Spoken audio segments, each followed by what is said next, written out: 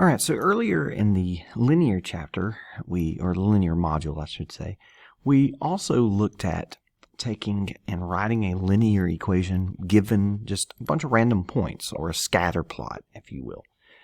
And that was a way to model, you could have something happening in real life where you're having certain outputs from your job on a computer, and you've got to see what's happening and make predictions about what may be happening. The same concept can apply, I think, in a business world here of things like our revenue for quadratics. And so what we're going to do is we're also going to write quadratic equations using the calculator, using Desmos to help us find the best fitting curve instead of a best fitting line. I also forgot to include this in the writing quadratics, just like I did the linear. Hopefully I won't forget when I get to the writing exponential equations to do some of the examples with exponential as well. So the first thing we're going to do is go back and practice graphing these points again, like you did in the very first instruction module, the introduction that I gave you at the beginning of the course. So we're going to go to Desmos and we're going to type in these points. So underneath Desmos, there is a little plus sign up here where we can type in a table, and we can just go and enter in the values that are in our table that we're plugging in for x. In this case, we're looking at 0, 1, 2, and 3. Then we have 6.1, 71.2. So I'm going to come over here and do 6.1, 71.2. Then we have 125.9 and 89.4. 25.9 and 89.4. Now, granted, if you've got these large numbers like this, you don't see them on the graph over here. So there is a little button down here, this little plus with a little magnifying glass. Usually, if you kind of hover over it, it says zoom fit. It does not today for whatever reason. But notice that this graph, if you look at these points, you should be able to see that it goes up and it comes back down. Now, it's not perfectly curved like we would think of a quadratic normally, but it does go up through around this way. Okay? So what we're going to do is now we're going to actually find the quadratic equation that does that. And so what I typically use, if I don't know if one of these points is the vertex or not, I don't typically use vertex form. Also, if I don't have intercepts, I typically don't use intercept form. Even on some of those that I do know the vertex and I do know the intercepts, I like to, a lot of times, just use the standard form still. So I type in y, just like I did for linear. I have to put the little 1 so it knows I'm talking about these y values. Instead of using an equal sign, I use a little approximation symbol that's right up there beside the number 1 on your keyboard. And then I type in ax squared, but I have to put the little 1 below the x, just like we did with linear, to let it know that it's this column right here, the x1. Then I'm going to square that. And I'm going to put plus bx1 plus c. That's that ax squared plus bx plus c. Guys, that's the same thing that we did when we were looking at linear equations. And quadratics are going to give you just a little bit slightly different thing here. You're going to, instead of use mx plus b, you're going to use the standard form of a quadratic. Ax squared plus bx plus c. The only difference, major difference here, is I do have to put the y1 and the x1 to let the calculator know, let Desmos know that I'm looking at these up here. And so that is my standard form. Notice this one doesn't fit great. I mean, it's pretty good. Don't get me wrong. You'll talk about these little statistics right here that tell you how good it fits when you get into some of your later courses in statistics in college, maybe. I'm going to snap a quick picture of this right here, see if it lets me do that right here. And then I'm going to go back over here to my table, and I'm going to paste that picture in here. If I do that, you can see my ax squared and bx and c. It tells me that my a is negative 25.4, so negative 25.4 x squared. My b is 106.66, so times x. And then, 666 there. Sorry, y'all. And then 2.06 is my c value. And that is my standard form for this particular graph. Now, I could also tell the calculator, and I think this one will work. We'll see. I haven't tried it with this particular example yet, but we'll see if it'll let me do vertex form also. Let's do vertex form. Let's do y1. Remember, vertex form is the little a value times x minus h squared. So we're going to square it.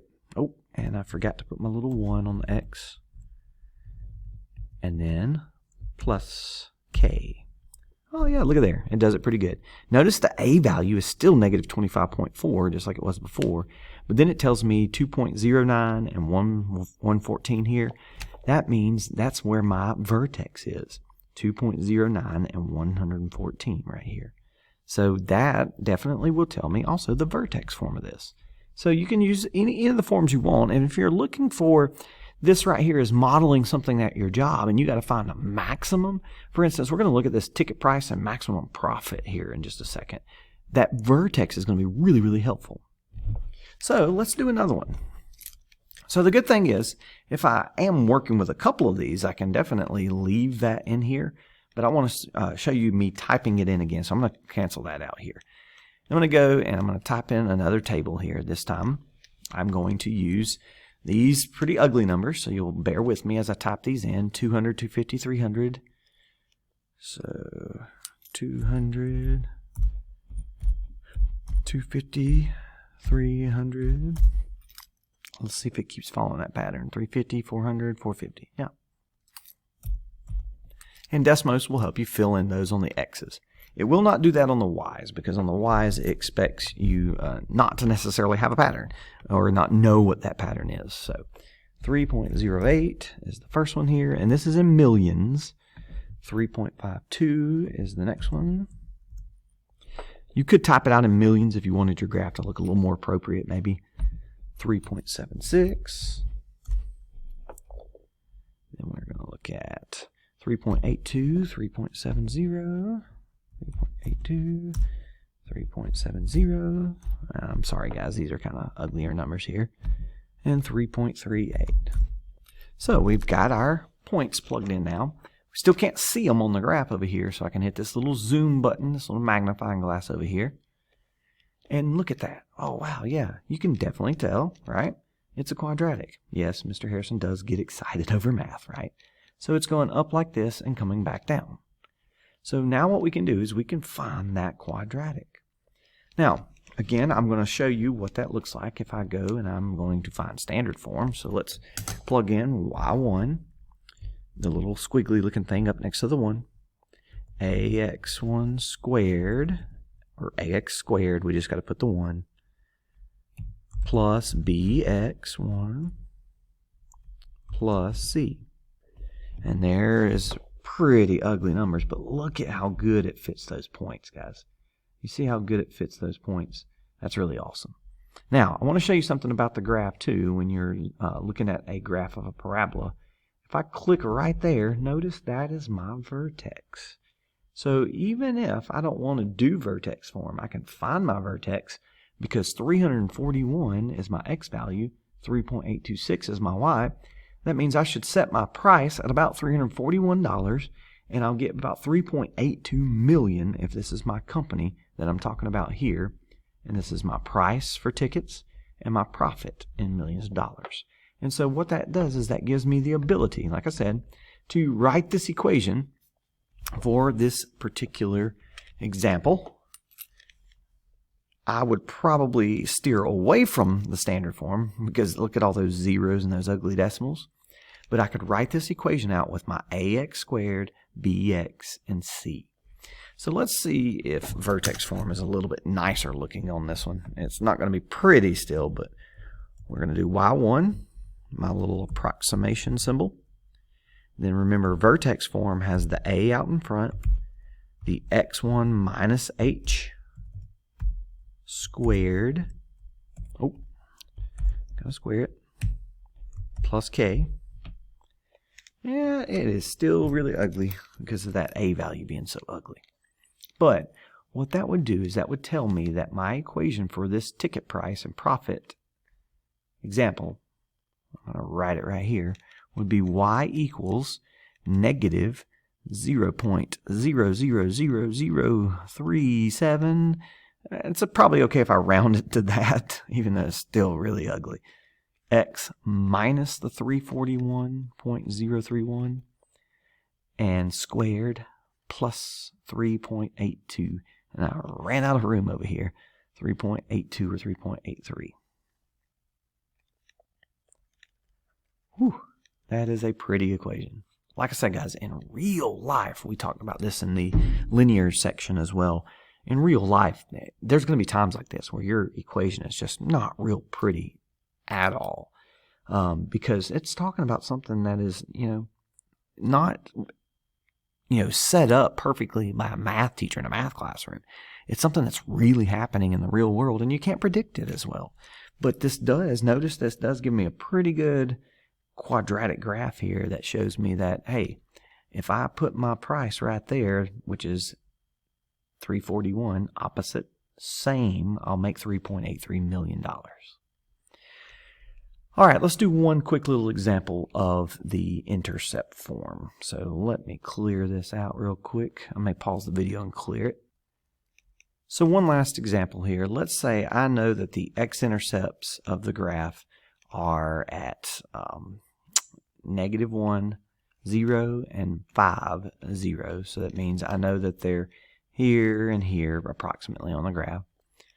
And then I also know that the vertex, actually let's not do the vertex. Let's say we just got a random point up here. The y-intercept sometimes is easier to find. Let's say it's at, oh goodness, let's go 0, 3. So we know that it crosses the y-axis at 0, 3. This would be similar to if I had a real life type example. If I was throwing something through the air and I knew that it landed at 5, I knew it left my hand at 0, 3, then I know that I can extend back and see where it lands. If it were to start here, the angle of acceleration, the angle that it leaves my hand, I could, there's a lot of complicated math involved, but I could figure out what these points are. The reason I say that is because now what we could do is we could come over here, especially because we know those intercepts. We could make our table just like we did before. I can type in -1, and then 0, and then 5, and then 0, and then come over here, 0, and 3. So I know it's up there, like I kind of sketched on my page a minute ago. So I'm going to look for the parabola or the quadratic that comes through here that goes like this across to this point. To do that, I'm going to use intercept form this time, just because I don't think we need to practice writing out intercept form. It's going to be y1 again with that approximation symbol, but remember intercept form has the a value out in front, then it has the two parentheses, x minus p and x minus q. Now, as a heads up here, when I'm looking at x minus p, x minus q, oh goodness, I forgot my ones here. It is not always going to give me a perfect little answer here, just because the intercept form is very specific. It gives me those intercepts. So sometimes there's actually numbers beside the x's also that you got to worry about. But I tried to make sure this one's kind of nice for us here. Sometimes it'll still find those values for you, even if they're ugly decimal numbers too. So this one, notice it goes through those points for me, and it finds that my equation would be y equals, my a value is -0.6 times x minus 5 and x plus 1. The reason it's plus 1 is because, remember, this is -1 here, and this is minus 5 because it's a positive 5. If you don't remember why that happens, we talked about how the intercept form of an equation is made by taking the opposites of those numbers. We're going to deal with that a little bit more detail when we get into talking some more about factoring and solving when we get into the solving section. Notice also up here, though, there is my vertex again. 2, 5.4 is where my vertex is located. So it gives me the ability, again, even though I used intercept form, I can still find my vertex. And guys, that's very helpful because a lot of times that's one of those big things about quadratics is finding the vertex. All right, so sorry I forgot to put this in the other video. I've got a couple extra examples anyways doing it in here.